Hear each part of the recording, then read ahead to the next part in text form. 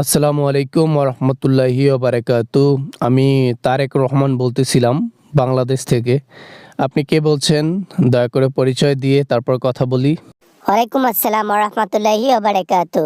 আমি পিনাকি ভট্টাচার্য বলতেছিলাম। তারেক রহমান বাংলাদেশে তো চলে গেলেন, তারপর কি অবস্থা? দিনকাল ভালোই চলতেছে? ও দাদা নাকি? হ্যাঁ হ্যাঁ, দিনকাল আলহামদুলিল্লাহ ভালো চলতেছে। মনটা খুবই খারাপ, মা অনেক অসুস্থ। বাংলাদেশে আসার পর এত খুশি থাকার পরও এক সাইডে মনটা খারাপ হয়ে আছে। সমস্যা নেই, উপরওয়ালা যেটা করবে সেটা ভালোর জন্যই করবে। অসুস্থতা থেকে তাকে মুক্তি দান করুক আল্লাহ তাআলা, তাকে সুস্থতা দান করুক আল্লাহ তাআলা। ধন্যবাদ দাদা, ধন্যবাদ। তারপর দাদা হঠাৎ করে আমাকে ফোন করলেন, মানে কোনো কিছু বলবেন নাকি? কোনো কথা আছে নাকি? আপনি তো নর্মালি এভাবে ফোন করেন না। না না, তেমন কিছু বলবো না, শুধু বেসিক কথাবার্তা বলতে ফোন করলাম যে বাংলাদেশের মধ্যে নির্বাচন তো আগামী 12ই ফেব্রুয়ারি, তো প্রিপারেশন কেমন আর কি? এই তো আলহামদুলিল্লাহ সব কিছু ঠিকঠাক আছে। আর 12 এপ্রিল হচ্ছে নির্বাচন। তো দেখা যাচ্ছে যে আমরা প্রিপারেশন আলহামদুলিল্লাহ সব দিক থেকেই ভালো রেখেছি। আর যাই করো, ক্ষমতা পাওয়ার পর পাল্টে যেও না। আর যাই করো, জনগণকে ভুলে যেও না। জনগণ যে কাজগুলো করেছে এটাকেও ভুলে যেও না। না দাদা, না, আমি কখনোই এটা ভুলবো না। জনগণ যা করেছে, ইনশাল্লাহ ক্ষমতা আল্লাহ তাআলা যদি দেওয়ার তৌফিক দান করেন, তাহলে জনগণের জন্য ভালোই কিছু করব, দেশের জন্য ভালো কিছু করব।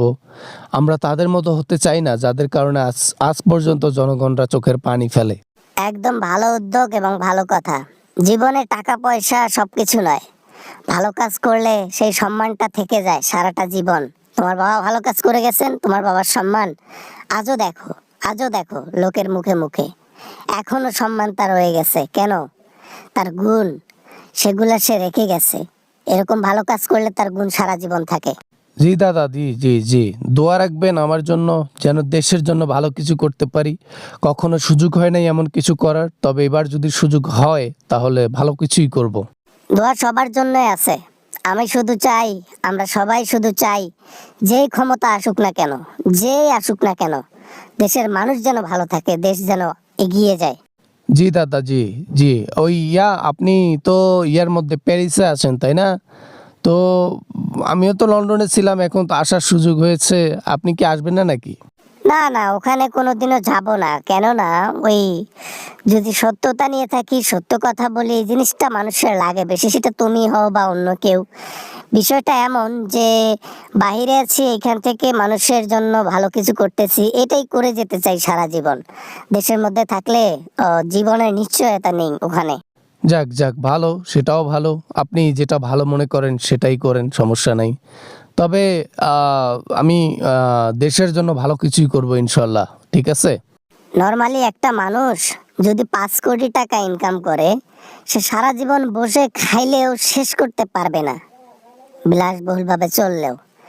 কিন্তু আমরা ক্ষমতা পাওয়ার পর চেঞ্জ হয়ে যাই, হাজার হাজার লক্ষ লক্ষ কোটি টাকা হাতিয়ে নেই। এই জিনিসটা করে কি লাভ?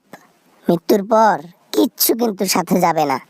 জি দাদা, আপনি যা বলেছেন আমি বুঝতে পেরেছি। আর আমিও চাই যে এমনটা যেন না হয়, যেই ক্ষমতায় আসুক জনগণের যেন কল্যাণটা করে। সমস্যা নাই, সামনের দিনগুলো ভালো কাটুক। জনগণ এখন যেভাবে হাসতেছে, খেলতেছে, খাইতেছে, স্বাধীনভাবে চলতেছে, স্বাধীনভাবে কিছু বলতে পারতেছে, এটাই যেন থাকে সব সময়। ওকে ওকে ওকে, ঠিক আছে, ভালো থাকবেন। হ্যাঁ, খোদা হাফেজ, খোদা হাফেজ।